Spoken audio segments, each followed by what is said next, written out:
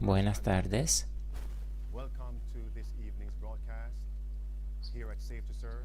Decimos a todos aquellos que conocemos, también a los que nos siguen por la primera vez. Antes de empezar, les invito a que oremos juntos. Padre nuestro que estás en los cielos, te damos gracias por tu fidelidad para con nosotros. Te damos gracias por tus ángeles que envíes para obrar para nosotros. Tú deseas salvarnos. Pedimos tu palabra, pedimos curación física, espiritual.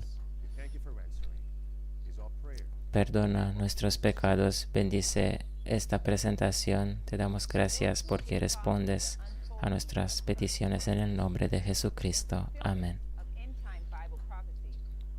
Aquellos que siguen los eventos actuales y su cumplimiento,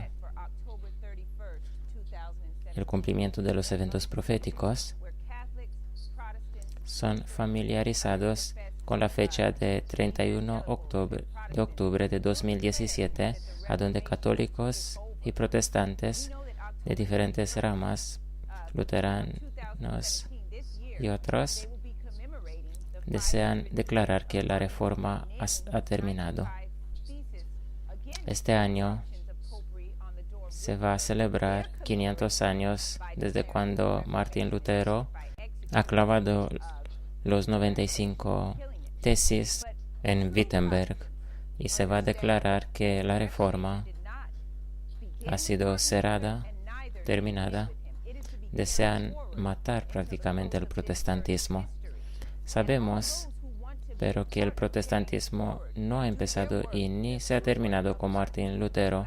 El protestantismo tiene que ser llevado hasta el final de la historia. Y aquellos que quieren hacer parte del verdadero protestantismo tienen también que entender la aparición y el desarrollo del protestantismo, también el por qué han protestado los protestantes, los reformadores. Ya sabemos que no hay otro libro mejor para traernos luz en este tema que El conflicto de los siglos. Empezaremos una serie para estudiar capítulos de este libro, Conflictos de los siglos. Les invito a que preparen este libro porque vamos a estudiar capítulo tras capítulo de este libro, Conflicto de los siglos. Vivimos en estos tiempos cuando hace falta saber en contra de quién protestamos, por qué protestamos. Queremos entender el mensaje de Dios. Muchas veces las personas cuando cogen este libro, Conflicto de los siglos, muchos empiezan con el estudio desde la segunda parte del libro, desde los capítulos 21, 22. Muchos no leen los primeros 20 capítulos. Quiero que entendamos que para aplicar correctamente los capítulos finales del conflicto de los siglos, tenemos que antes estudiemos los prima parte del libro, porque tenemos que estudiar el tipo y el antitipo. Los primeros 14 capítulos del conflicto de los siglos son un fundamento para los demás. Los primeros 14, 16 capítulos tienen que ver con los reformadores, empezando con la destrucción de Jerusalén. Muchas personas no leen la introducción de este libro. No olvidemos que la introducción ha sido escrita por la misma escritora del libro, Elena de White. Vamos a mirar a la introducción y al primer capítulo que se llama La destrucción de la Jerusalén. No vamos a leer cualquier párrafo del libro, pero vamos a analizar algunos párrafos muy importantes, tanto de la introducción como del primer capítulo. quisiera empezar con un pasaje introductivo. En el gran conflicto final, Satanás empleará la misma táctica, manifestará el mismo espíritu y trabajará con el mismo fin que en todas las edades pasadas. Lo que ha sido volverá a ser, con la circunstancia agravante de que la lucha venidera será señalada por una intensidad terrible, cual el mundo no la vio jamás. Las seducciones de Satanás serán más sutiles, sus ataques más resueltos. Si posible le fuera, engañaría a los escogidos mismos.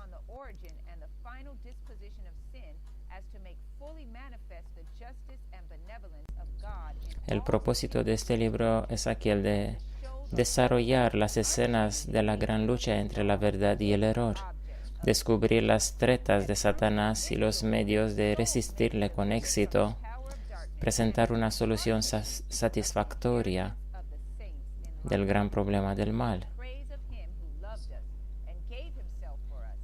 También vamos a mostrar la naturaleza inmutable de la ley de Dios. Tal es el objeto de esta obra. Este párrafo introductivo es uno muy importante. Notamos el propósito de este libro. Se nos dice en la página número 13, al revelarme el Espíritu de Dios las grandes verdades de su palabra y las escenas del pasado y de lo porvenir,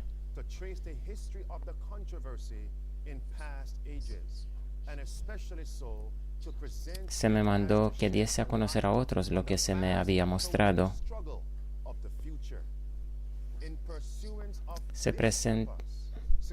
Y que trazase un bosquejo de la historia de la lucha en las edades pasadas, y especialmente que la presentase de tal modo que derramase luz sobre la lucha futura que se va acercando con tan rapidez. Con este fin he tratado de escoger y reunir acontecimientos de la historia de la Iglesia en forma que quedara bosquejado el desenvolvimiento de las grandes verdades comprobantes que en diversas épocas han sido dadas al mundo, han excitado la ira de Satanás y la enemistad de la Iglesia amiga del mundo. Y también ver a aquellos que no amaron sus vidas, exponiéndolas hasta la muerte.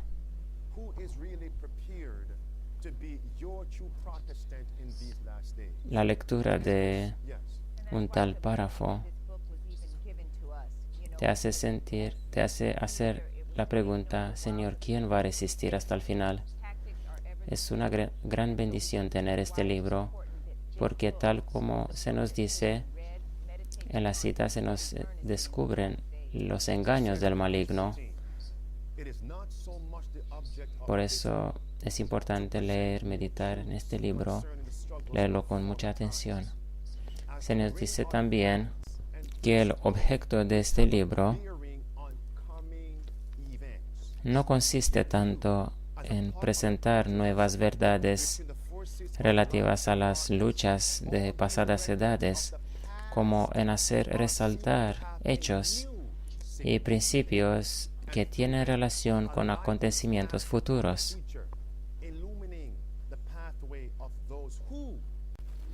Todos estos relatos del pasado cobran nuevo significado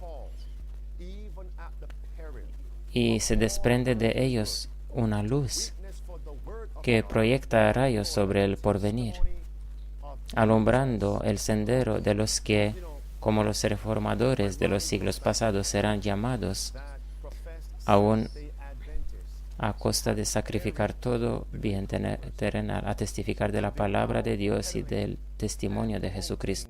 Por desgracia, este libro ha sido enterrado por los adventistas del séptimo día y es promovida aquella versión corta, la gran esperanza. En la edición abreviada no hay esta introducción. No hay los primeros 16 capítulos también. Este libro es el libro que prepara a los 144,000 a los que estarán junto con el Cordero y con el Señor Jesucristo durante este último tiempo. Enterrar, rechazar este libro y poner cualquier otra cosa en su lugar es una traición hacia el Señor Jesucristo. En la página número 13 se nos dice que en estos anales podemos ver un anticipo del conflicto que nos espera. Considerándolos a la luz de la palabra de Dios y por la iluminación de su Espíritu, podemos ver descubiertos las estratagemas del maligno y los peligros que deberán evitar los que quieran ser hallados sin mácula ante el Señor a su venida. En Apocalipsis capítulo 14, les invito a que abramos. En el versículo 4 se nos dice, estos son los que no fueron contaminados con mujeres porque son vírgenes. Estos son los que siguen al Cordero por donde quiera que Él va. Estos fueron redimidos de entre los hombres por primicias para Dios y para el Cordero, y en sus bocas no fue hallado engaño, porque ellos son sin mácula delante del trono de Dios. Y en el versículo 6 empieza la presentación del mensaje que van a proclamar los 144,000. El mensaje de los 3 ángeles puede ser considerado el mensaje de protesta. Es un mensaje que lo tuvieron todos los reformadores.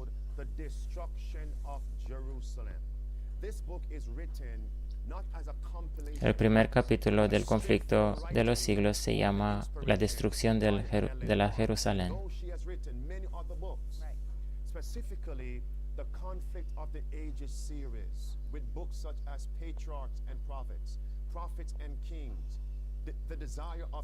Elena de White ha escrito esta serie del conflicto de los siglos, patriarcas y profetas, profetas y reyes, el deseado de todas las gentes, la historia de los hechos de los apóstoles y conflicto de los siglos. Pero esta introducción la encontramos solamente en el conflicto de los siglos para que entendamos que este libro es uno importante, uno especial. Sí, y aunque Elena de White ha escrito muchos libros, este libro ha sido uno cual Satanás ha intentado impedir a Elena de White escribirlo. Tenemos que entender a través del primer capítulo de este libro el tipo y el antitipo, porque los eventos que han tenido lugar en la destrucción de la Jerusalén tienen lugar hoy. Mirando a estos eventos del conflicto de los siglos y de la Biblia, veremos que estamos cerca del fin de la historia. Vamos a mirar en la Biblia, en Lucas capítulo 19. Tenemos muchas cosas por hablar esta tarde.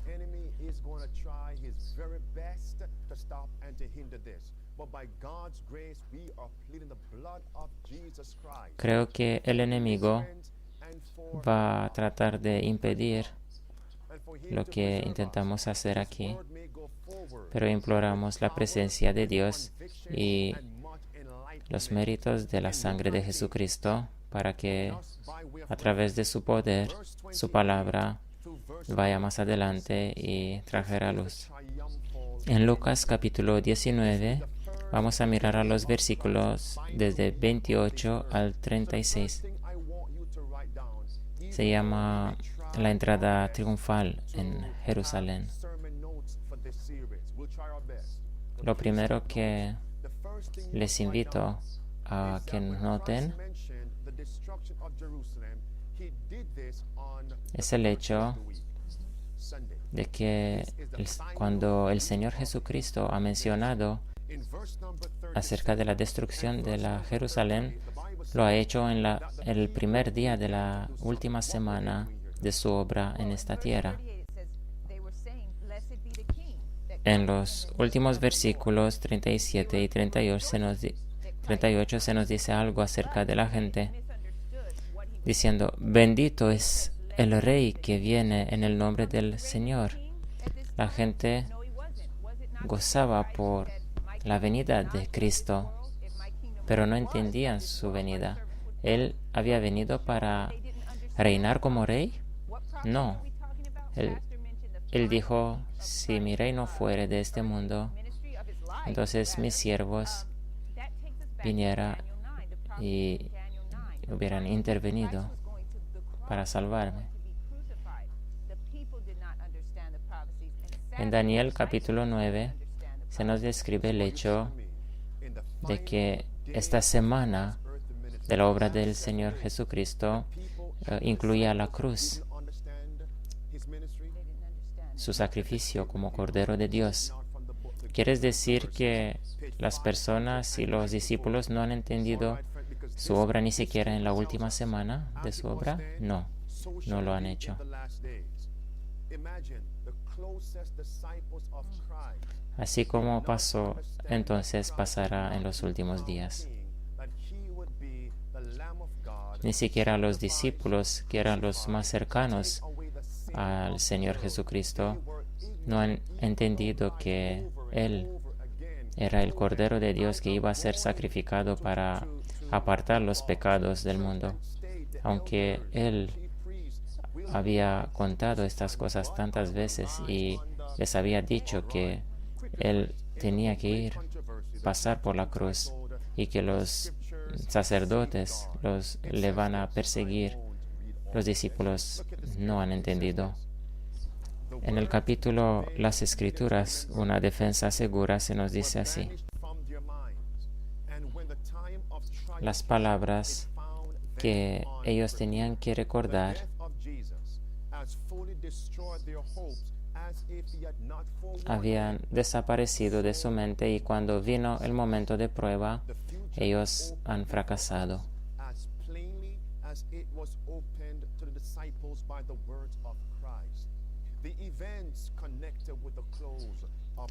El futuro nos es descubierto a nosotros tal como ha sido descubierto a los discípulos. Se nos dice cuál es la obra de preparación para el tiempo de crisis que vendrá. Pero las multitudes en la iglesia no tienen un mejor entendimiento de estas verdades importantes. Es como nunca les hubiese sido descubierto. Satanás intenta apartar cualquier impresión que nos puede hacer atentos acerca de la salvación, y el tiempo de prueba los va a encontrar no preparados. Esto pasó con los discípulos. La crisis vino sobre ellos cuando el Señor fue arrestado. Ellos han huido porque no han recordado estas cosas, las profecías de Jesús. Por eso nosotros tenemos que estudiar las profecías. En el versículo 39 se nos dice que los fariseos, los líderes de la iglesia de aquel tiempo, le dijo a Jesús: Maestro, reprende a tus discípulos. Le dijo que los hiciera callar, pero el Señor Jesucristo les dijo en el versículo 40: Os digo que si estos callaran, las piedras clamarían. La razón por la cual el Señor Jesucristo ha permitido este gozo unánime, aunque las personas creían que el Señor Jesucristo iba a ser coronado como rey, el Señor permitió estas cosas porque sabía que dentro de unos días va a terminar su obra y iba a ser crucificado como Cordero de Dios, y quería que la atención de ellos fuera dirigida hacia las profecías, y hacía falta que en este tiempo la gente mirase hacia Él.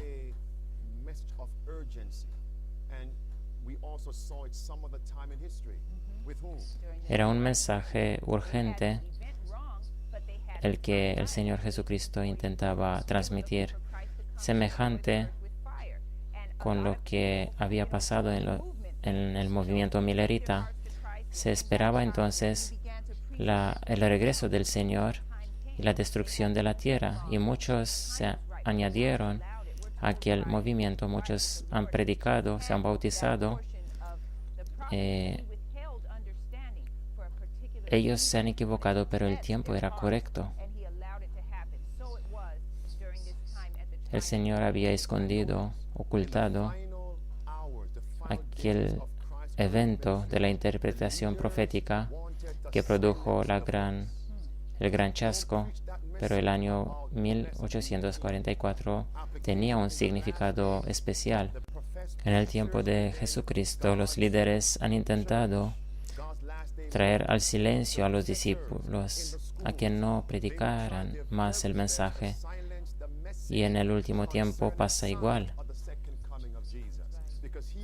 Los líderes de la iglesia harán todo lo posible para traer al silencio el mensaje acerca de las señales de la segunda venida del Señor Jesucristo. Los fariseos le dijeron a Jesús: dile a tus discípulos que se callaran. Pero él le dijo: si estos callaran, las piedras clamarían. Prácticamente el Señor Jesucristo subrayó un mensaje de protesta, y este mensaje de protesta lo daremos en el último tiempo también. Recordamos cuando Tony Palmer ha encontrado al Papa y a Kenneth Copeland e hizo aquella afirmación en azul: hermanos y hermanas, la protesta de Lutero ha terminado. ¿Cuál es la implicación aquí? Ya no hace falta una protesta, prácticamente callados. Y en los últimos días, si no habrá más una protesta, ¿cómo podrá haber una iglesia protestante? Y luego continúa. Notamos una segunda aplicación aquí. Mientras que el mundo dice la protesta ha terminado, en el 31 de octubre de 2017 van a firmar un documento oficial para poner fin al protestantismo, y prácticamente se dirá de nuevo: callad, adventistas del séptimo día. Ellos saben que la iglesia adventista es la iglesia del remanente. Por desgracia, también en la iglesia adventista se traen los mismos principios.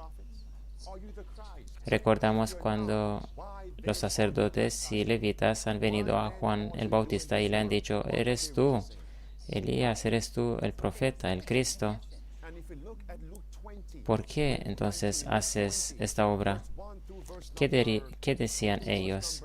¿Qué querían decir? Cállate entonces. Eso querían decir al Juan el Bautista.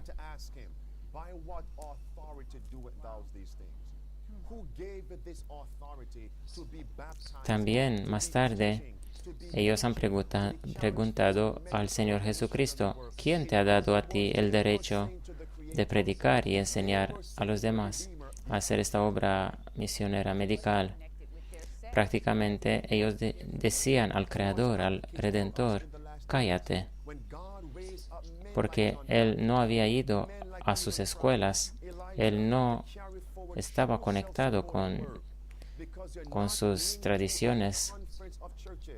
Notamos como personas como Juan el Bautista, el Señor Jesucristo, Elías han ido a una obra de autosostén. Y a pesar de que los líderes le han dicho: callaos,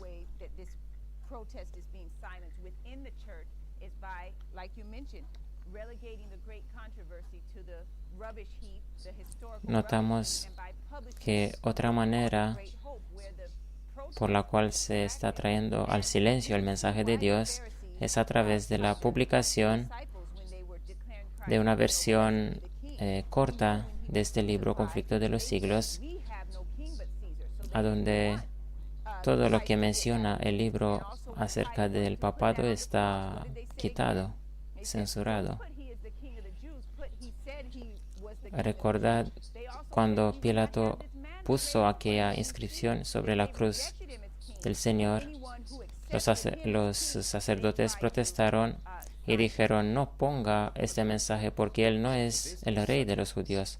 Pero Pilato rehusó quitar aquel escrito. Siempre los sacerdotes intentaron anular el mensaje de Jesucristo. Notamos que en la última semana de la obra del Señor Jesucristo, en el primer día de la semana, las personas clamaban con gozo y alababan al Señor Jesucristo. Ellos se gozaban. Pero ¿qué hacía el Señor Jesucristo en estos momentos? Él lloraba. Notamos qué contraste tenemos aquí. ¿Por qué él lloró? Porque sabía lo que iba a pasar aproximadamente después de 40 años, en el año 70. Él no lloró para él, aunque la crisis estaba delante de él. Dentro de unos días tenía que llegar en la cruz. Pero el Señor Jesucristo no ha llorado por el sufrimiento físico de él, sino ha llorado por su pueblo. Ha llorado por la ciudad de Jerusalén, no por los ladrillos del muro, sino por las personas, porque ellos no deseaban estudiar las profecías, no querían estudiar las profecías acerca de su persona. Y si hoy rehusamos a ponernos de rodillas con los libros en la mano y el espíritu de la profecía, lo haremos al Señor Jesucristo llorar de nuevo y pecaremos. Prácticamente rehusamos la oportunidad de estar preparados por lo que vendrá. El Señor Jesucristo lloró para aquella generación, pero ha llorado por todas las generaciones futuras que iban a ser perdidas por la misma razón. El versículo 42 de Lucas 19 dice: «Oh, si hubieses conocido aún tú, a lo menos en este tu día, lo que toca a tu paz, pero ahora está encubierto a tus ojos».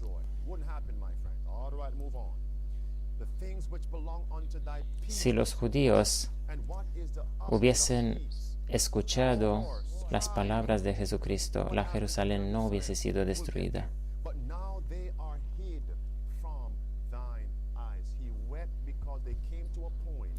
Pero ahora están encubiertos a tus ojos.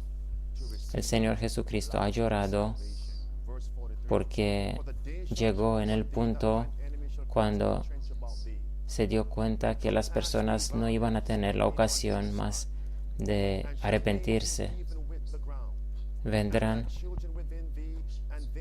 Porque vendrán días sobre ti que tus enemigos te cercarán con vallado y te pondrán cerco, y de todas partes te pondrán en estrecho y te derribarán a tierra y a tus hijos dentro de ti, y no dejarán en ti piedra sobre piedra, por cuanto no conociste el tiempo de tu visitación.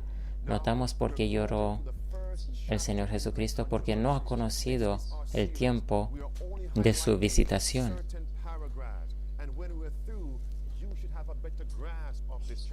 Ahora vamos a subrayar algunos pasajes del conflicto de los siglos. Vamos a mirar en la página 18 del original. Él ha llorado por las miles de personas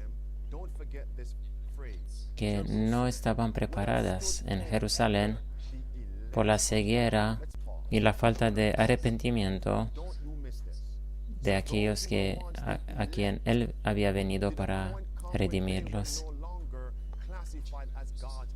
Aquellos que habían sido una vez escogidos habían llegado en un punto a donde no eran más considerados como escogidos por Dios. Pensad acerca de cuál grupo hoy el Señor Jesucristo dijo que también son escogidos, y me pregunto si acaso no pasará lo mismo con la mayoría de los que hoy se consideran y se llaman escogidos. Tal como Jesucristo pasó por al lado de los judíos como nación, pero no por al lado de todos los judíos, un remanente ha sido también entonces separado. Cuando el Señor Jesucristo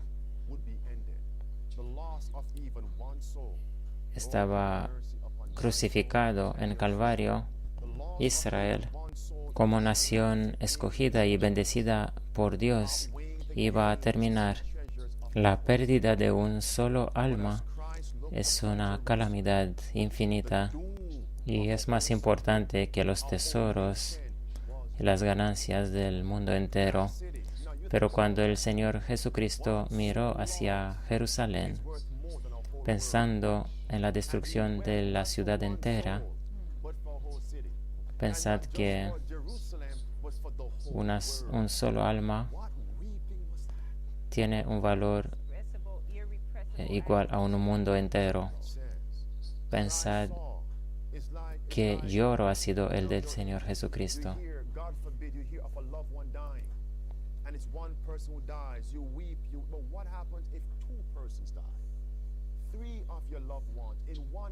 Es como entonces cuando escuchas de una persona amada que muere, pero qué triste es escuchar que cuando escuchamos de 2 o 3 personas cuando mueren.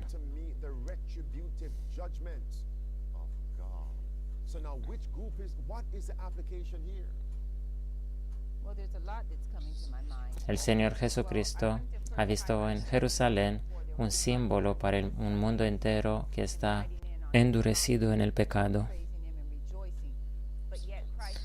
Notamos el contraste porque el Señor Jesucristo, de un lado, entraba en Jerusalén, el mundo, las personas se gozaban, y Él se paró y lloró para todos aquellos que iban a rechazarlo. Tenemos nosotros también un tal amor para nuestros hijos, para nuestros familiares, o aún para nuestras almas.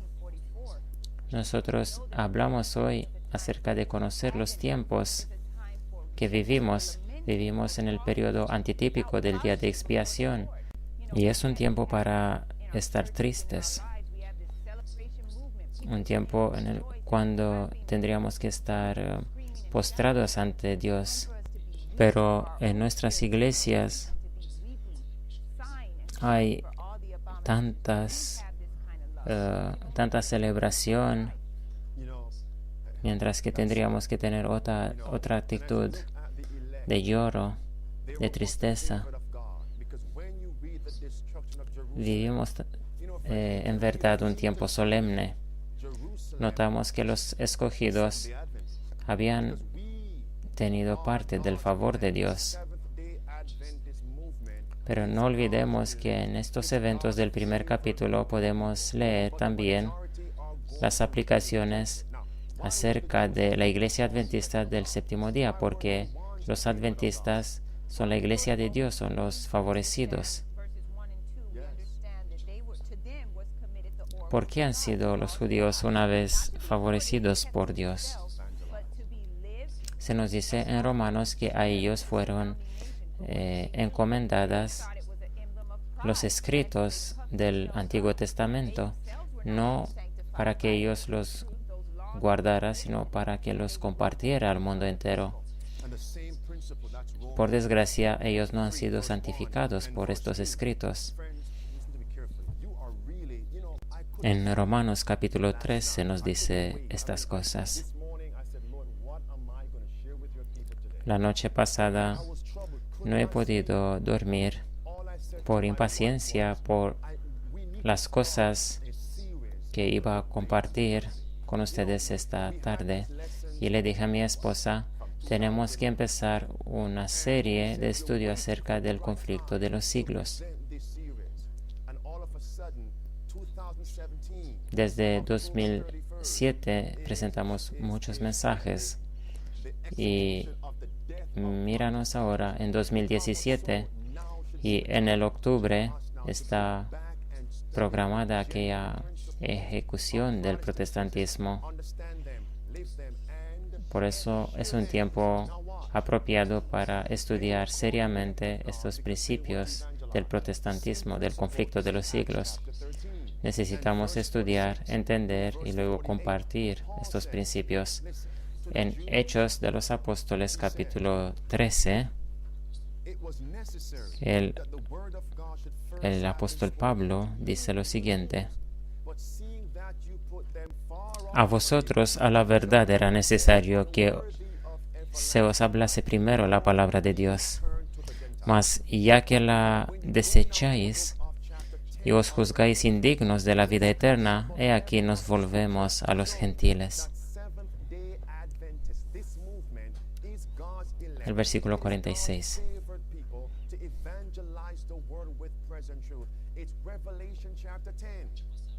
¿Qué pasaje del libro de Apocalipsis nos dice que la iglesia adventista es escogida para presentar este mensaje al mundo?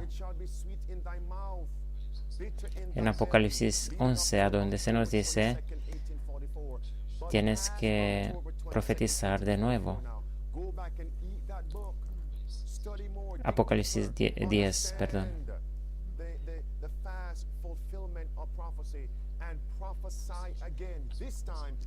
El mensaje de ahí dice, tienes que profetizar de nuevo.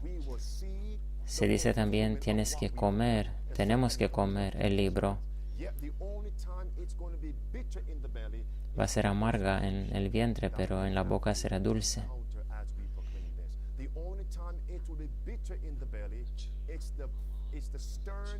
Aquel amargo en el vientre es la persecución. Hay también guerras que tenemos que llevar acerca de nuestro yo.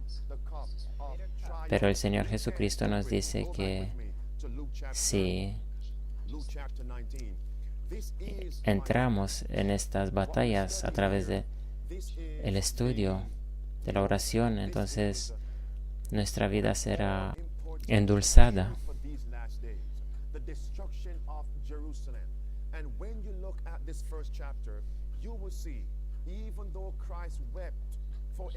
Cuando miramos al primer capítulo del conflicto de los siglos, la destrucción de la Jerusalén, veremos que cuando el Señor Jesucristo lloró para los que iban a morir en la destrucción de Jerusalén y luego en las generaciones futuras, el Señor Jesucristo ha ofrecido la ocasión de arrepentirse, pero ellos han rechazado estas oportunidades.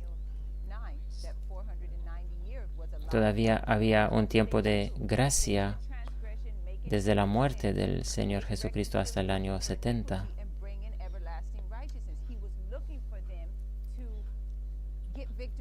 En Apocalipsis capítulo 9 se nos habla acerca de este tiempo de gracia que ha sido permitido a los judíos después de la muerte de Jesucristo, pero ellos han fracasado en usar bien este tiempo de gracia. Ellos han tenido mensajeros enviados por Dios, pero han rechazado a estos mensajeros. Esta ha sido la razón principal que llevó a la destrucción de la Jerusalén. ¿Cómo será en el último tiempo?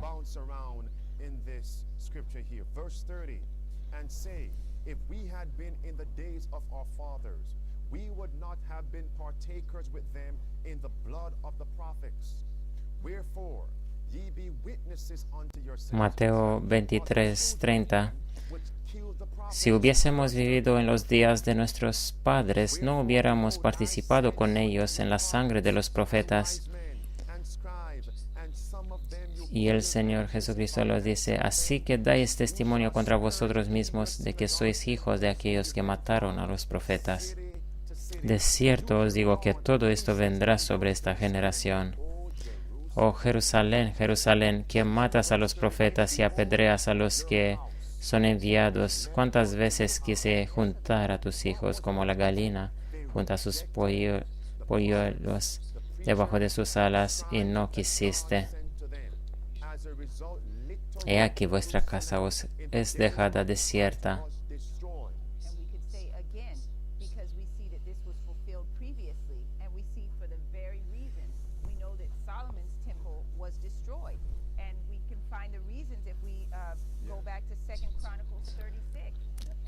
Recordamos también que el templo de Salomón fue destruido, y en Segunda de Crónicas 36 se nos dice la razón por la cual fue destruido. Las mismas razones. Segunda de Crónicas 36:14. Y también todos los príncipes de los sacerdotes y el pueblo aumentaron la prevaricación, siguiendo todas las abominaciones de las naciones y contaminando la casa de Jehová, la cual él había santificado en Jerusalén.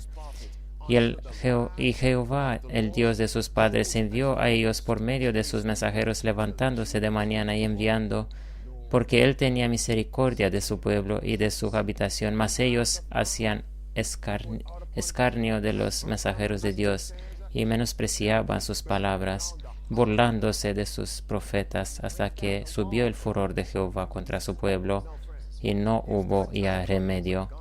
Y el versículo 19 dice: y quemaron la casa de Dios y rompieron el muro de Jerusalén y consumieron al fuego todos sus palacios.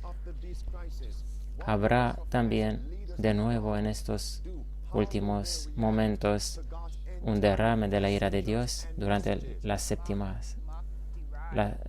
plagas, sí. Por desgracia se van a repetir las burlas a los mensajeros de Dios en los últimos tiempos. La parte hermosa es que Dios envió todos estos mensajeros, gente de Dios que llevaba mensajes de advertencia.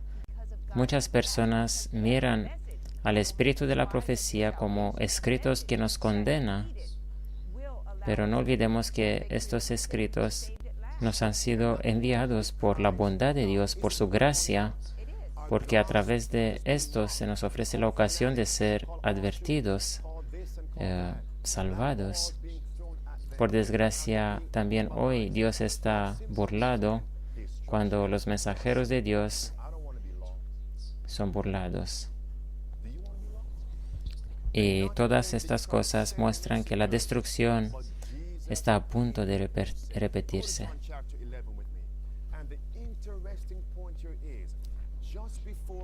Y no solamente que el Señor Jesucristo envió mensajeros, pero Él mismo vino en esta tierra.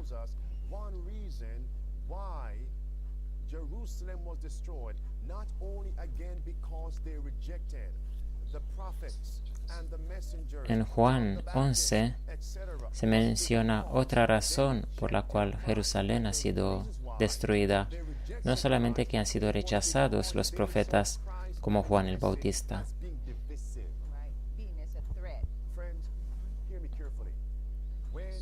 Ellos han dicho que el mensaje de Cristo es un mensaje divisorio que divide a la gente, que los separa.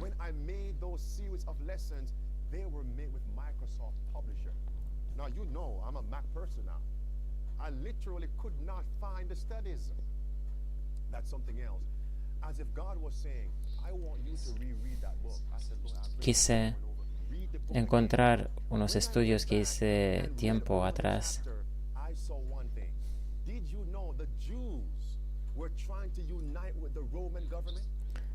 Y en este periodo he recibido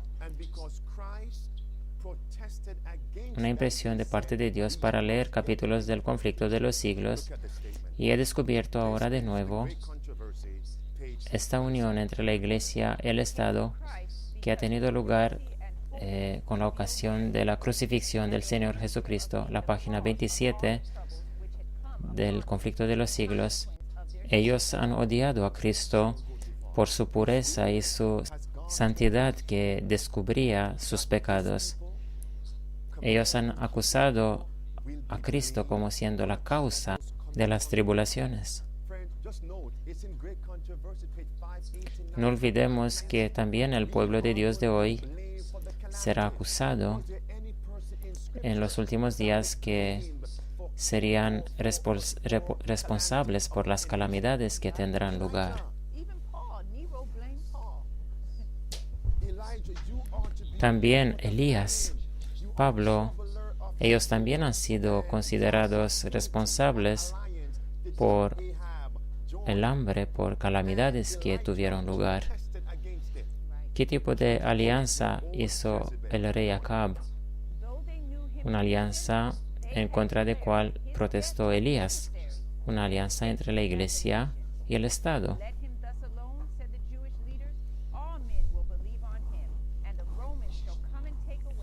Aunque sabían que Cristo era sin pecado, declararon que su muerte era necesaria para la seguridad de la nación. Si lo permitimos más, decían los líderes judíos, la nación romana vendrá y nos van a conquistar.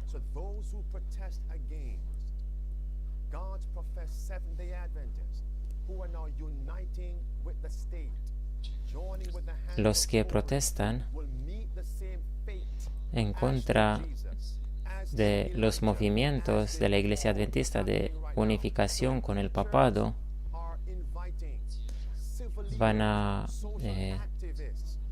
les van a ocurrir así como les han hecho a Elías, a Pablo. Los predicadores de hoy invitan líderes del mundo a los púlpitos de la Iglesia, y estas cosas muestran que la destrucción está cerca. Cuando vemos que líderes adventistas de hoy dan la mano con enemigos de la verdad, como el papado, sabemos que el fin está cerca. Y los que se oponen a estos movimientos serán considerados peligrosos y serán considerados la causa de los problemas. El clamor será: dejadnos en paz.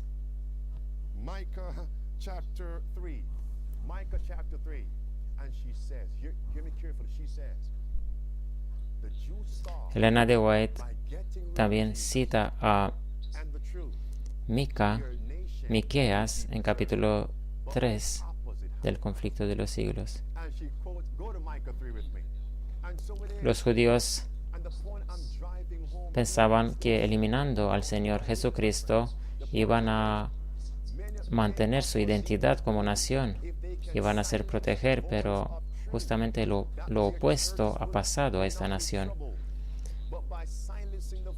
Muchos de los adventistas hoy piensan que si van a traer al silencio los mensajes de reprensión, van a traer prosperidad a la iglesia. Pero no se dan cuenta que ellos van a traer más y más tribulación, intentando traer al silencio estos mensajes de reprensión. Vamos a abrir en Isaías capítulo 5. ¿Por qué envió Cristo profetas tantas veces? ¿Qué buscaba Él?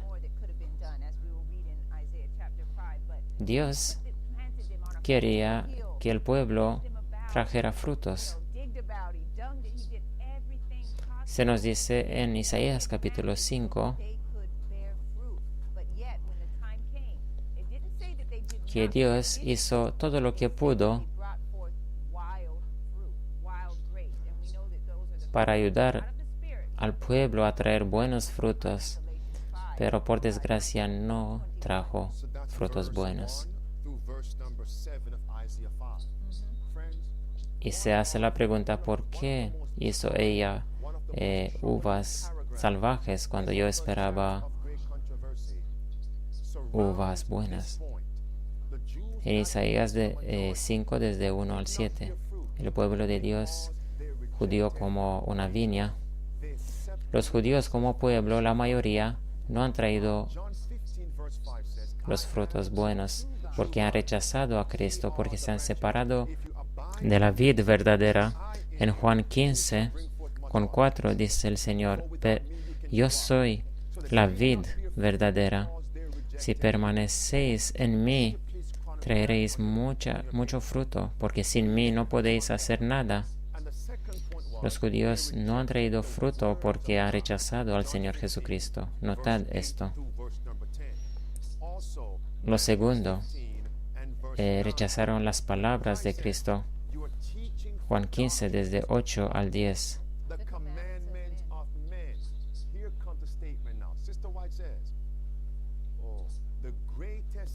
Vosotros enseñáis a la gente vuestras costumbres, vuestras tradiciones.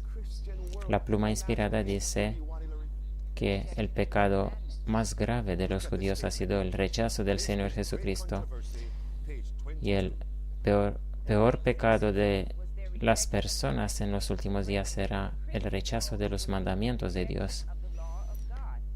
El gran pecado de Cristo es el rechazo de Cristo, y el gran pecado del mundo cristiano será el rechazo de la ley de Dios.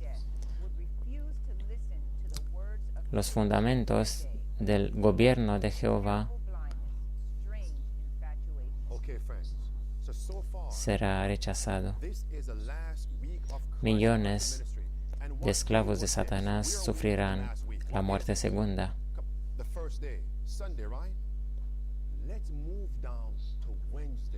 Nos encontramos en el primer día, así como hemos dicho, de la última semana del Señor Jesucristo. Vamos a mirar qué pasó el miércoles de esta última semana de la vida del Señor Jesucristo.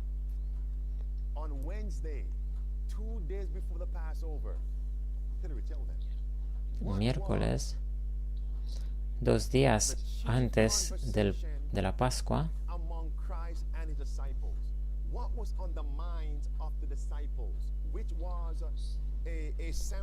¿cuál ha sido el tema principal de discusión entre el Señor Jesucristo y los discípulos?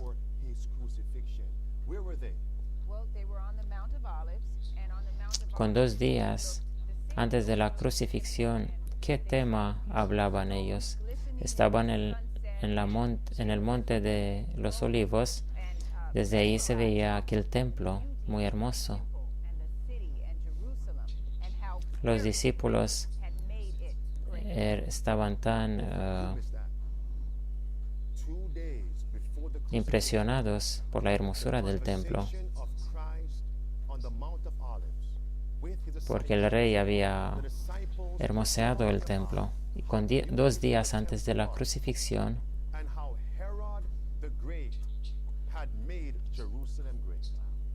los discípulos hablaban todavía acerca de cuán hermoso era el templo, y porque Herodes había hermoseado aquel templo. Pensad en esta preocupación.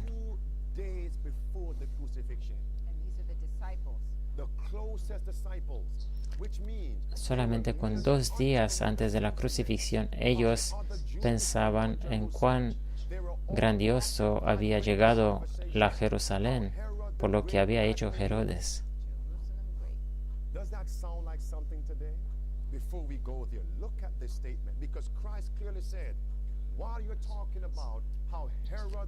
Eso parece muy semejante a algo que está pasando hoy. En el idioma inglés hay un juego de palabras.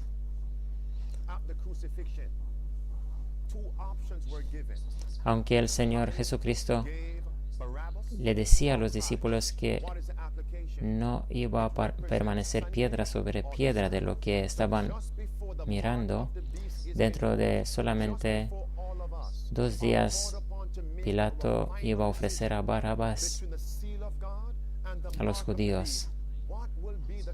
Antes de que nosotros todos seamos llamados a hacer una elección importante,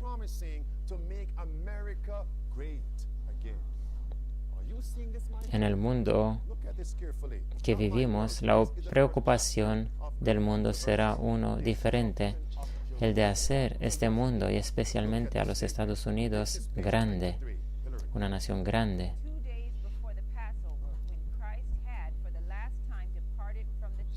Con 2 días antes de la Pascua, cuando el Señor Jesucristo se alejó por la última vez del templo, después de reprender la hipocresía de los líderes, ha ido en la montaña de los Olivos mirando al templo, es decir, 2 días antes de la Pascua. Aquí tenemos un pasaje de Mateo 26. En el tiempo del reinado de Herodes, Jerusalén no ha sido solamente hermoseada muchísimo, pero a través de la edificación de torres y murallas, esta ciudad ha llegado aparentemente de no conquistar.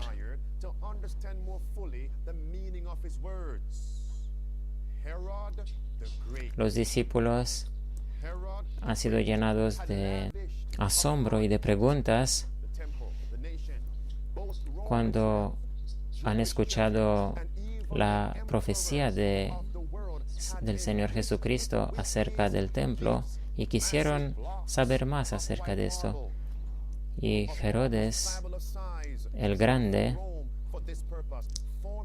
ha invertido mucho del tesoro de Roma y de los recursos de los judíos, y aún el reino de aquel mundo había hecho regalos, bloques grandísimos de mármol blanco habían sido añadidos a este templo, y los discípulos admiraban esa construcción. Notamos la semejanza con lo que está pasando hoy. ¿Saben por qué yo no he podido dormir anoche? Notamos las semejanzas. Herodes el Grande hizo la Jerusalén grandiosa, y con 2 días antes de la crucifixión, los discípulos notamos que preocupaciones tenían. Pensad en la aplicación que podemos hacer al tiempo de hoy, cuando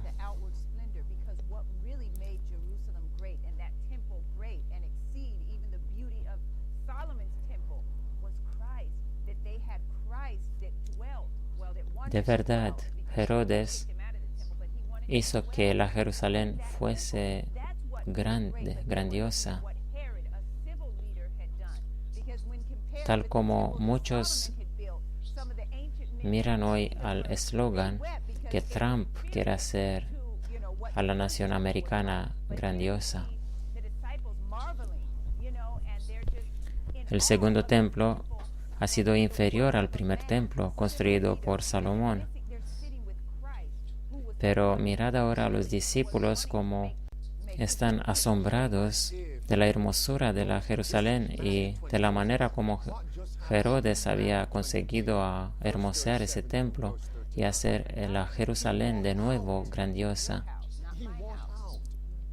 ¿Qué se nos dice en Mateo 23?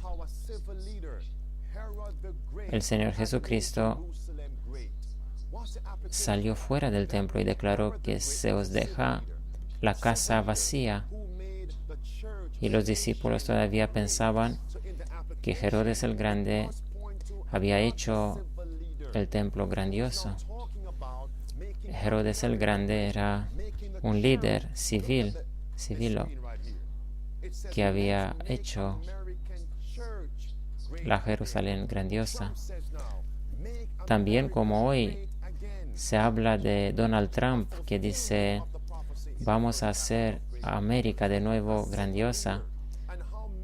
Y él se refiere también a la Iglesia de América.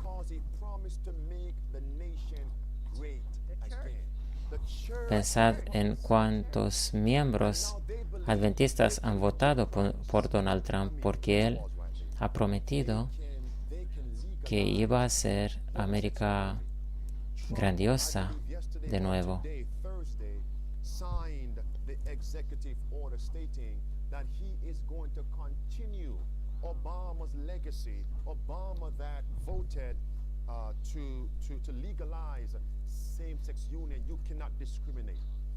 Donald Trump ha afirmado recientemente un documento por el cual dice que él va a continuar lo que ha empezado el presidente anterior, Obama, y va a mantener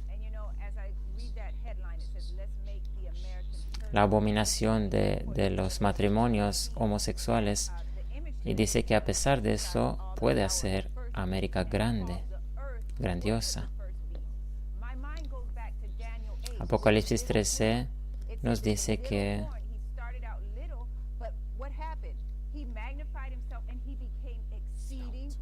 la bestia va a manifestar el poder de una manera especial.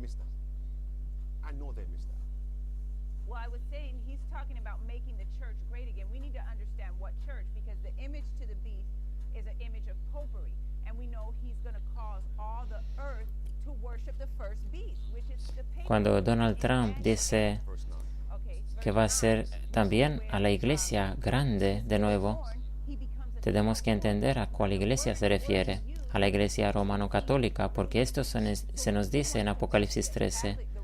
También en Daniel se nos dice que aquel cuerno pequeño llega grande.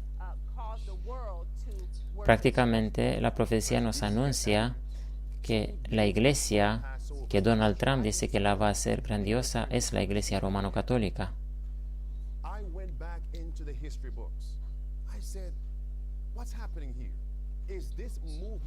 He ido de vuelta en los libros de la historia y me he preguntado, ¿qué está pasando aquí?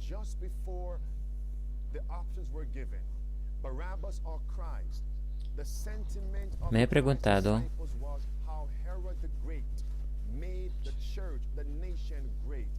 por qué los discípulos estaban tan encantados por lo que había hecho Herodes el Grande. Solamente Dios sabe si Donald Trump es el último presidente, pero vemos que estamos más cerca de los cumplimientos proféticos.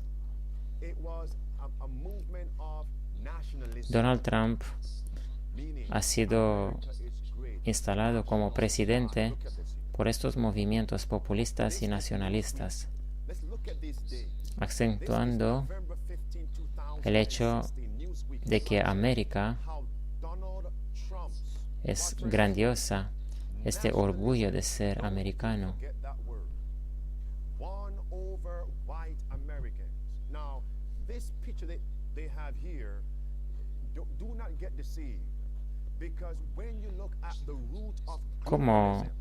¿De qué manera ha ganado el nacionalismo de Donald Trump?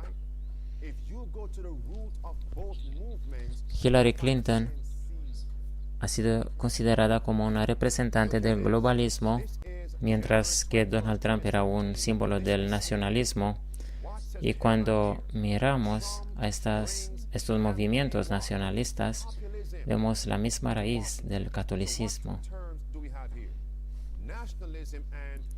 Trump trae el populismo de la campaña en Washington, el nacionalismo y el populismo.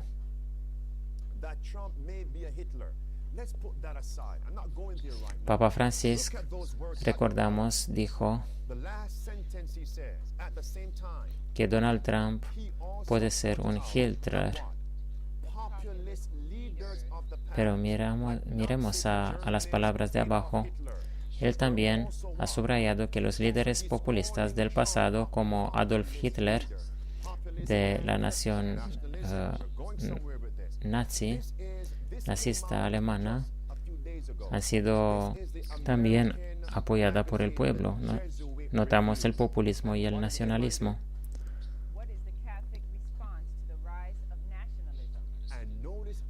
¿Cuál es el título de aquí? ¿Cuál es la respuesta de los católicos acerca del el levantamiento del nacionalismo? Y veremos cómo estos combinan estos dos elementos, el nacionalismo y el populismo, en el levantamiento de Donald Trump. Como nueva administración, la unión entre el populismo y el nacionalismo han obrado en las corrientes de la política y de la cultura en Estados Unidos.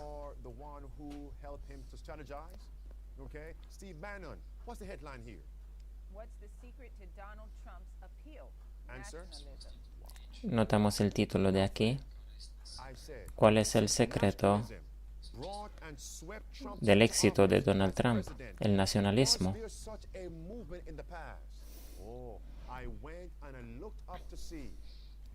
¿Acaso ha habido en el pasado un movimiento semejante en el cual hemos visto el nacionalismo obrando? En el periodo 1888 hubo un movimiento semejante en Estados Unidos y en aquel entonces una ley dominical fue a punto de ser impuesta. Mirad lo que dice Alonso Jones. Este pensamiento del americanismo, del nacionalismo, es algo que tenemos que calcular. No me da vergüenza de eso, pero no estoy orgulloso de esto.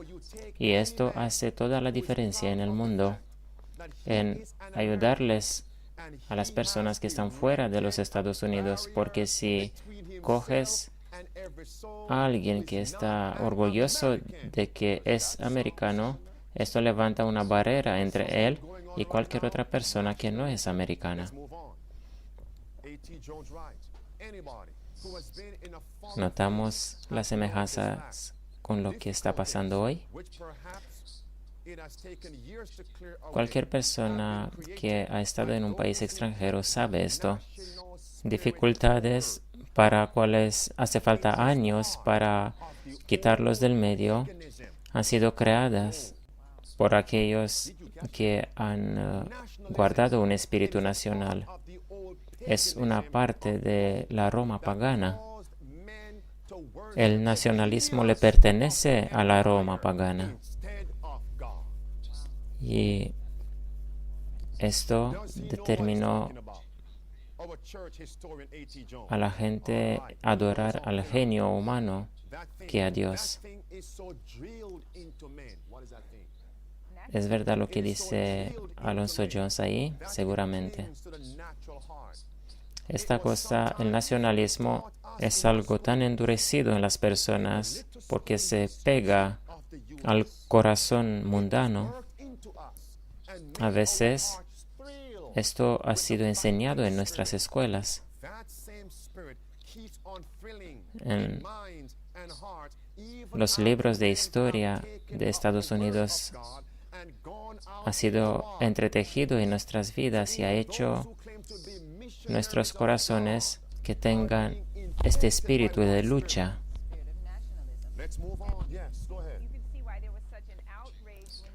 Si los que son misioneros de Dios están tocados por este espíritu del nacionalismo, este trae grandes daños. Pensemos en los juegos de fútbol, a donde eres considerado traidor si no tocas tu corazón con la mano cuando se juegan estos juegos.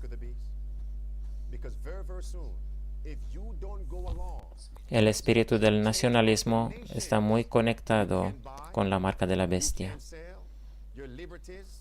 Muy pronto, cuando tú no vas a obedecer a lo que la nación dicta, vas a ser amenazado con la muerte. Hemos notado lo que dijo Alonso Jones: el nacionalismo viene de la Roma pagana, cuando alzas más el imperio que alzas a Dios. Dios desea que este espíritu del nacionalismo sea quitado de nuestros corazones. Y Trump promete que haremos la América grandiosa de nuevo. Pero Dios quiere que no tengamos este espíritu. Y otras personas dicen: yo soy de Jamaica, yo soy de tal país. Tenemos que aceptar este mensaje de Dios en el espíritu y el poder de Elías.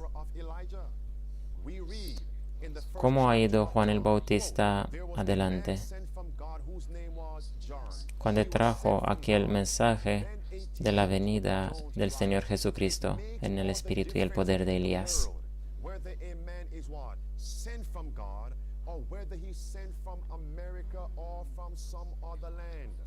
Es una gran diferencia cuando una persona es enviada por Dios o una persona es enviada de América o de cualquier otro lugar.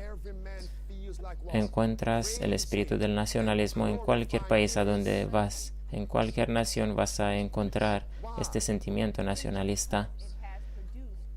Y cada persona siente que hace falta alabar y glorificar su propio país. ¿Por qué? Porque las personas piensan que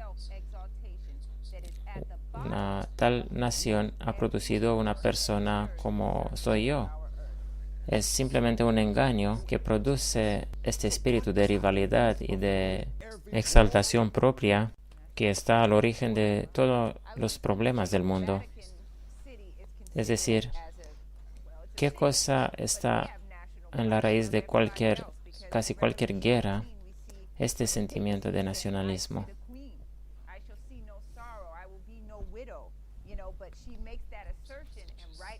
Notamos este sentimiento descrito en Apocalipsis 18, a donde se nos habla del papado. Cuán orgullosa es el papado, que es grandioso, que está sentado sobre naciones enteras. También los discípulos estaban mirando a la arquitectura de la Jerusalén en su grandeza. Hay muchas citas acerca de eso, pero el movimiento nacionalista los está sumando todas. El movimiento nacionalista lo está sumando todo porque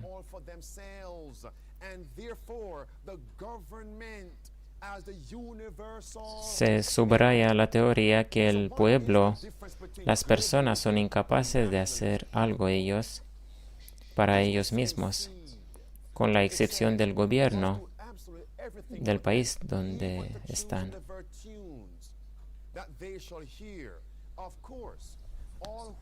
El gobierno está visto como un padre universal que tiene que hacer todo, absolutamente todo para ellos. Todos aquellos que están involucrados en estos movimientos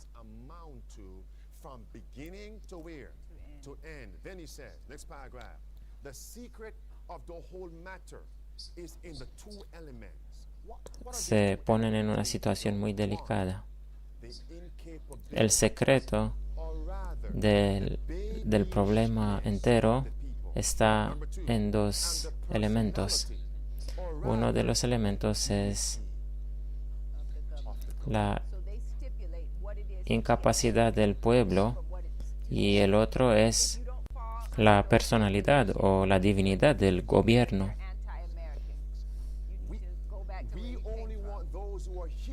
Y cuando en América no suscribes, no encajas con la definición de un americano, eres considerado un traidor.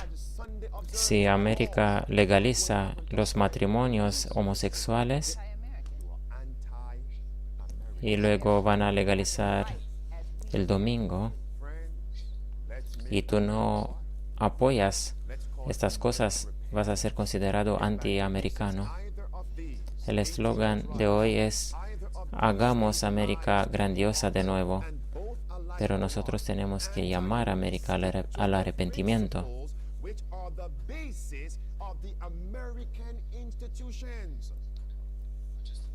Estas cosas son antagonísticas a los principios que están a la base de las instituciones americanas.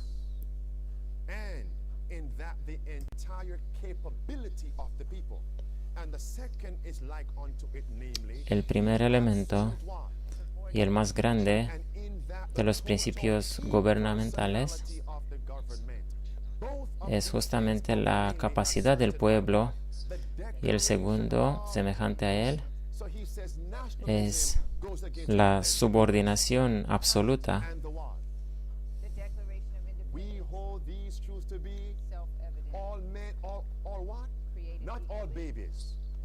La Constitución y la Declaración de Independencia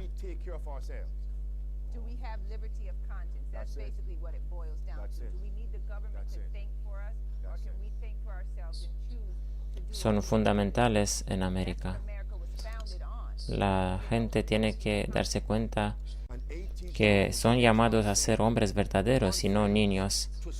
La libertad de conciencia y la libertad civil son libertades fundamentales.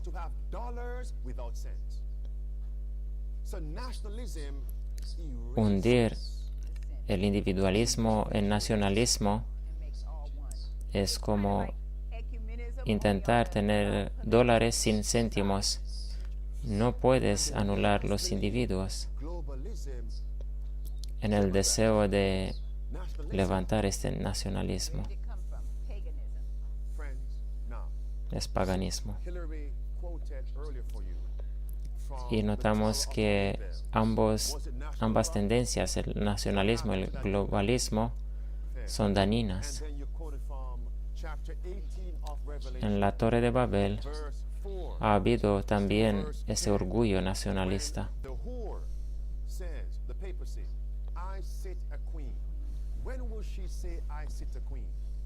En Apocalipsis 18 también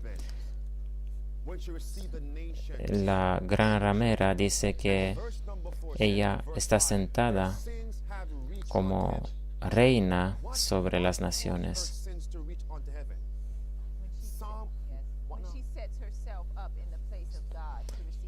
Los versículos 4 y 5 nos dicen que sus pecados han llegado al cielo.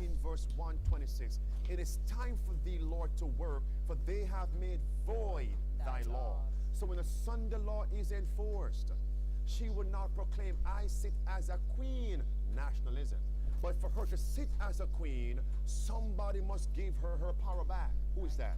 America. So when America is talking about para que este poder pueda decir y sentarse como reina, necesita a alguien que le devuelva el poder, y América es el país que le puede devolver este poder.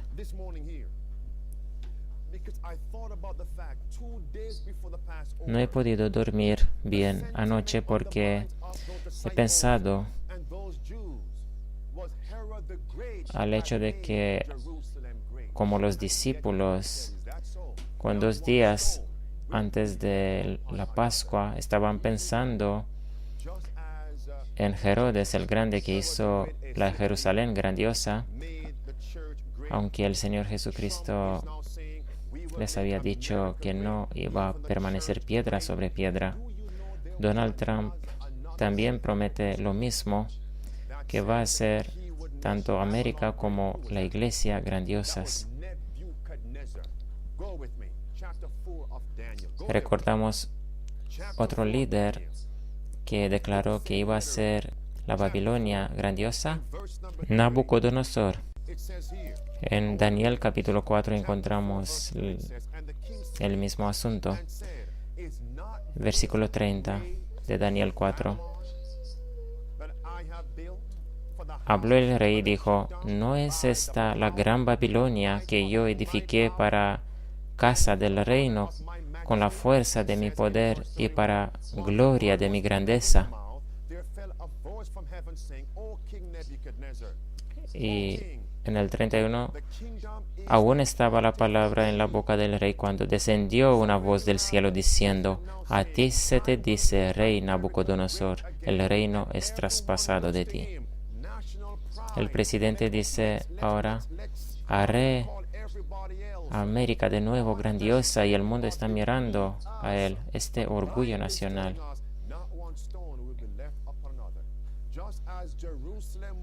Prácticamente considerando a todos los americanos como siendo inferiores. Estas cosas anuncian que pasará así como pasó con la Jerusalén y la Babilonia. La Babilonia de hoy también va a tener una gran caída. Cuando una nación y un líder se enaltece a sí mismo,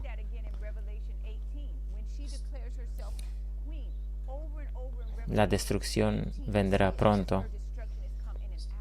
Notamos estas cosas de la historia de las naciones como se nos presenta en la Biblia.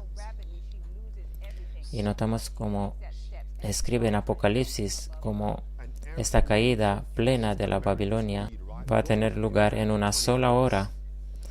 Un poder que se enaltece por encima de cualquier otro poder en la tierra.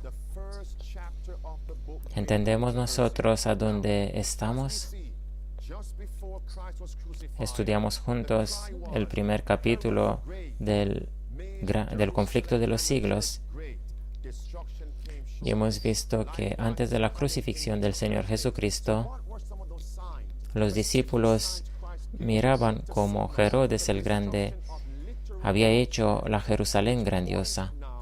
¿Qué tipo de señales dio el Señor Jesucristo que mostraban que iba a haber una destrucción inminente de la Jerusalén?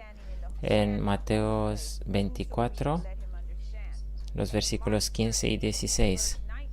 Por tanto, cuando viereis la abominación desoladora que fue dicha por el profeta Daniel, que estará en el lugar santo.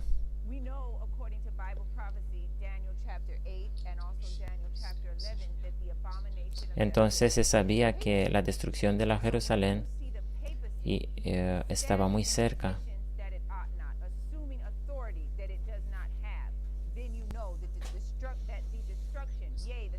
Cuando ves el papado asumiéndose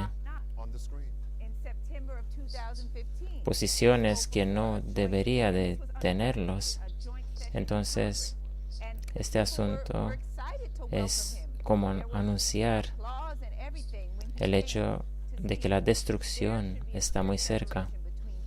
Pensemos en el momento cuando el Papa vino y habló en el Congreso americano.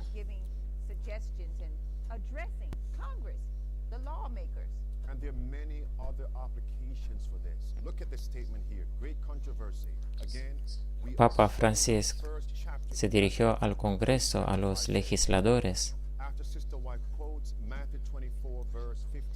La página 25 del conflicto de los siglos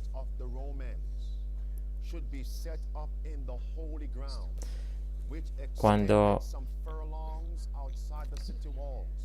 las banderas idólatras de los romanos iban a ser vistas en la Tierra Santa, Entonces los seguidores del Señor Jesucristo tenían que huir para salvarse. Hemos leído muchas veces y muchos han hecho muchas aplicaciones.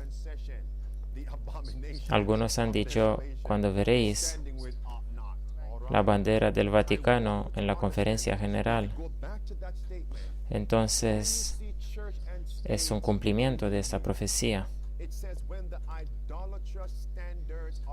Notamos, pero en esta cita, la mezcla entre la Iglesia y el Estado.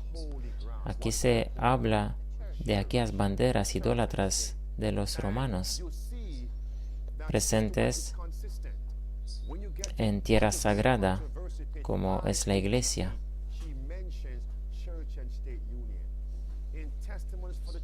En la página 588, Elena de White menciona la unión entre la Iglesia y el Estado.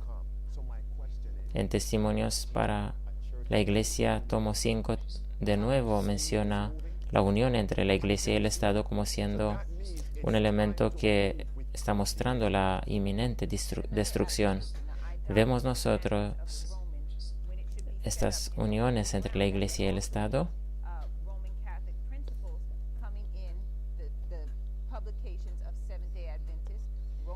Otra aplicación es la presencia de los principios romano-católicos en los escritos, las publicaciones adventistas.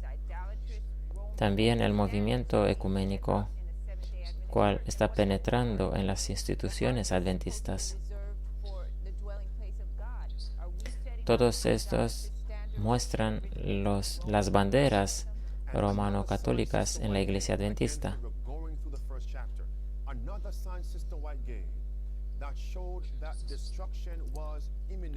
Y estas son banderas idólatras que no deberían de ver nada con nosotros.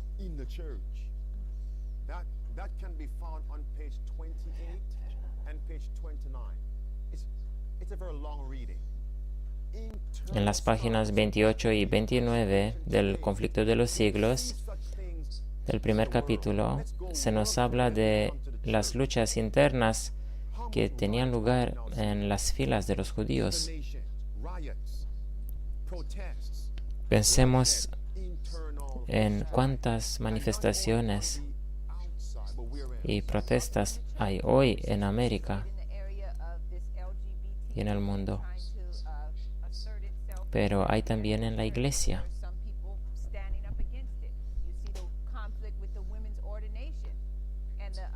Pensemos en los intentos de introducir el movimiento de desviaciones sexuales. Y hay personas que se levantan y se oponen a este movimiento. También acerca de diversos elementos del credo adventista, de las creencias adventistas. En el primer siglo hubo un hombre que durante 7 años ha predicado y ha transmitido un mensaje acerca de los eventos que iban a tener lugar.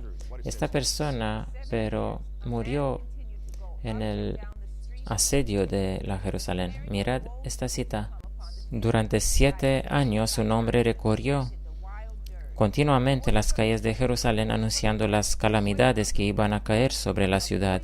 De día y de noche entonaba la frenética endecha, voz del oriente, voz del occidente, voz de los 4 vientos, voz contra Jerusalén y contra el templo, voz contra el esposo y la esposa, voz contra todo el pueblo. Este extraño personaje fue encarcelado y azotado sin exhalarse una queja a los insultos que le dirigían y las burlas que le hacían. No contestaba sino con estas palabras: ¡ay de Jerusalén! ¡Ay de sus moradores!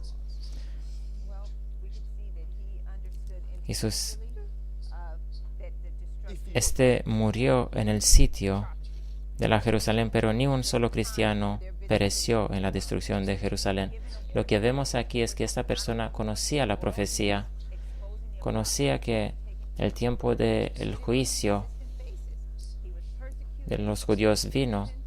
Él proclamaba un mensaje, él declaraba abiertamente la apostasía y lo hacía frecuentemente. Él ha sido perseguido, encarcelado, pero esta persona ha perecido en el asedio de la Jerusalén. Por desgracia, él no ha obedecido el mensaje que predicaba. Y la aplicación es para nosotros hoy. Hay muchos que exponen los pecados de la iglesia, que hablan cuán importante es el mensaje de los 3 ángeles, pero nosotros tenemos que vivir este mensaje. El mensaje del capítulo era aquel de huir de Jerusalén, huir fuera. Por desgracia, este individuo no ha sido salvado. Los cristianos tenían que huir a las montañas. ¿Somos nosotros preparados físicamente, espiritualmente, mentalmente? ¿Nos preparamos nosotros y oramos por este asunto? ¿O vamos a perecer nosotros también en el mismo asedio que ahora lo profetizamos que va a tener lugar?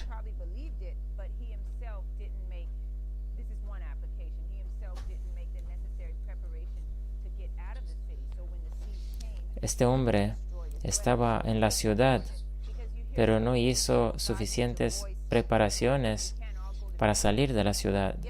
Y cuando vino el sitio de la Jerusalén, él ha muerto. Muchas personas dicen, pues hace falta una voz dentro de la ciudad y no podemos salir al campo. Pero no olvidemos que el plan de Dios es que nosotros visitemos las ciudades desde fuera. Es verdad, hasta que salgamos fuera tenemos que hacer la obra, hasta que Dios nos va a abrir la puerta. En su misericordia, Dios no le permitió a Titus que se viniese en el primer sitio en 66. Cestios vino con 3 años y medio antes de venir Titus en el año 66. En aquel tiempo, 3 años y medio era mucho. Y muchas personas dicen, mira a aquellos predicadores que dicen que va a ser destruida nuestra ciudad. Pero no ha pasado. Mira que ni siquiera la ley dominical no ha venido. Han dicho que Obama va a traer la ley o que Bush. Y ahora decís que Trump va a hacer esto. Y muchos dicen, no va a pasar esta cosa. Y a los judíos, Dios le había dado señales tras señales. Dios nos está mostrando hoy que tenemos una puerta de escape. Cuando vino Cestios en el 66, los judíos han sido muy sorprendidos, pero hubo lugar esa retirada del ejército de Cestios, y los cristianos han visto providencialmente esa puerta de escape para salirse.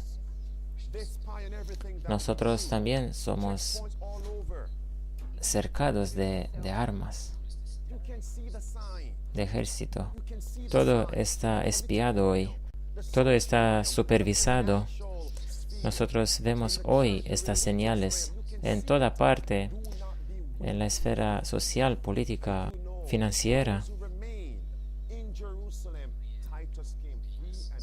No está bien que nos quedemos en una ceguera voluntaria, porque cuando Cestios se ha retirado después de los 3 años y medio, vino Titus y ya no pudo salir y entrar nadie en Jerusalén. Es una aplicación clara para los tiempos cuando no podremos vender y comprar. Y hubo un hambre tan grande y recordamos lo que pasó.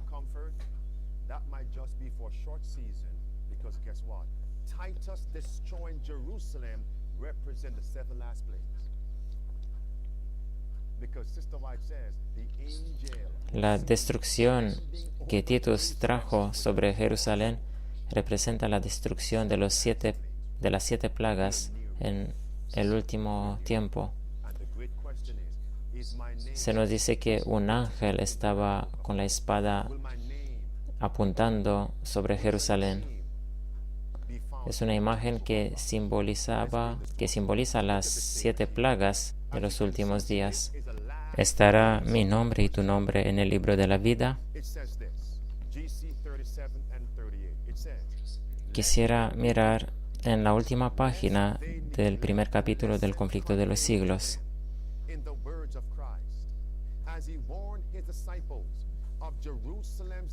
Deben guardarse los hombres de no menospreciar el aviso de Cristo respecto a su segunda venida, porque como anunció a los discípulos la destrucción de Jerusalén y les dio una señal para cuando se acercara la ruina, así también previno al mundo del día de la destrucción final y nos dio señales de la proximidad de esta para que todos los que quieran puedan huir de la ira que vendrá.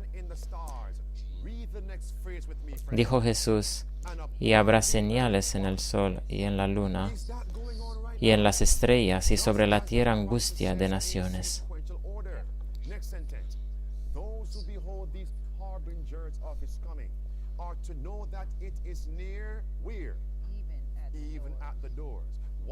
Cuando viereis todas estas cosas, sabed que está cercano a las puertas.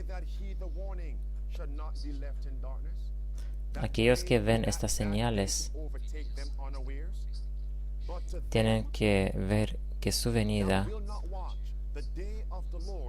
está a la puerta. Velad, pues, es la admonestación del Señor. Los que le presten atención no serán dejados en tinieblas ni sorprendidos por aquel día. Pero los que no quieran velar serán sorprendidos, porque el día del Señor vendrá así como ladrón de noche. El mundo no está hoy más dispuesto a creer el mensaje dado para este tiempo de lo que estaba en los días de los judíos para recibir el aviso del Salvador respecto a la ruina de Jerusalén. Venga cuando venga, el día de Dios caerá repentinamente sobre los impíos desprevenidos, el día menos pensado en medio del curso rutinario de la vida, absortos los hombres en los placeres de la vida, en los negocios, en la caza al dinero, cuando los guías religiosos ensalcen el progreso y la ilustración del mundo, y los moradores de la tierra se dejen arrullar por una falsa seguridad. Entonces, como ladrón que a medianoche penetra en una morada sin custodia, así caerá la inesperada destrucción sobre los desprevenidos y no escaparán.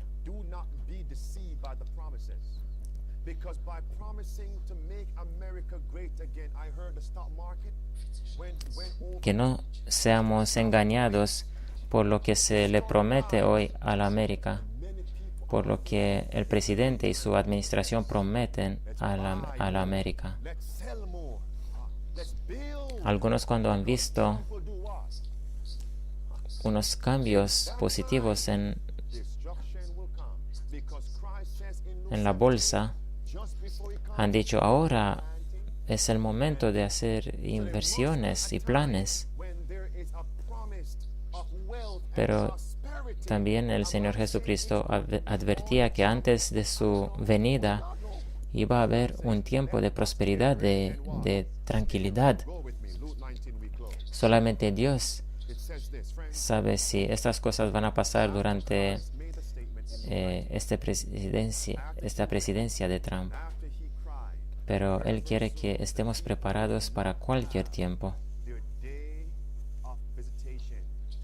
Después de que el Señor Jesucristo ha llorado, en el pasaje de Lucas capítulo 19, Se nos dice en el versículo 45 que entrando en el templo comenzó a echar fuera a todos los que vendían y compraban en él.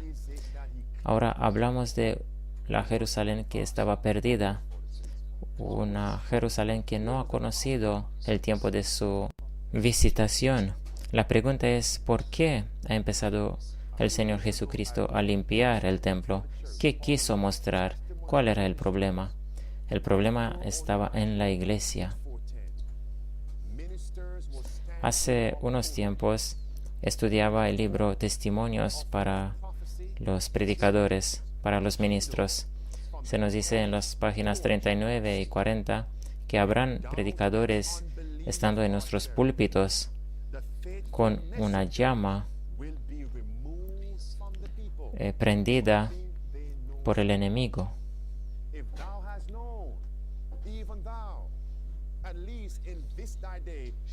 Y los predicadores fieles van a ser apartados, quitados de los púlpitos.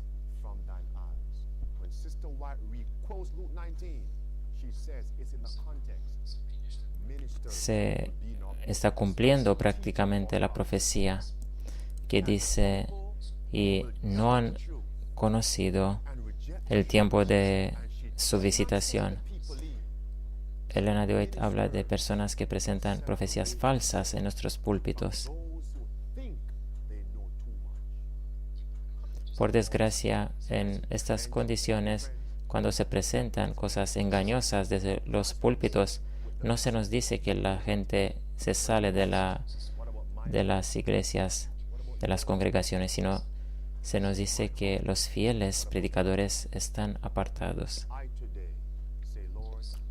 Tenemos que preguntarnos cómo está nuestro corazón, cómo son nuestros corazones. Y tenemos que decirle a Dios que nos limpie, que limpie nuestras familias, para que seamos una luz para los con quienes venimos en contacto. Les invito a que oremos juntos.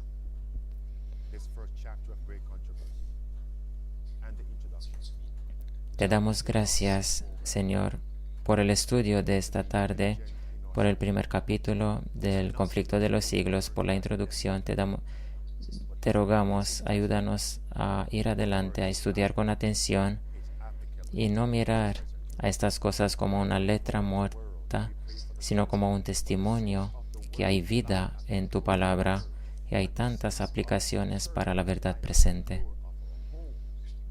Sabemos que los pecados del mundo están a la puerta de la iglesia y los pecados de las iglesias están a la puerta de nuestros hogares. Conviértenos y ayúdanos a ir adelante. Ayúdanos a no ser atenazados por el miedo, sino danos tu fe y ayúdanos a llevar adelante la protesta verdadera. Los principios del protestantismo, sálvanos tú, límpianos tú, porque no podemos limpiarnos solos. Límpianos tú por tu palabra, danos el deseo de pasar tiempo con esta palabra. Ayúdanos a desear esta palabra más que deseamos la comida. Por la tarde, al mediodía, de mañana, ayúdanos a encontrarnos con estas palabras de la vida. En el nombre del Señor Jesucristo te damos gracias. Amén. Quisiera animar a todos a releer este capítulo del conflicto de los siglos y la introducción, y luego para la semana siguiente leer el próximo capítulo para beneficiar más. Por la gracia de Dios nos encontraremos en la próxima ocasión. Estén al lado nuestro en el sábado, en las ocasiones de jueves también. Dios con ustedes hasta la próxima vista.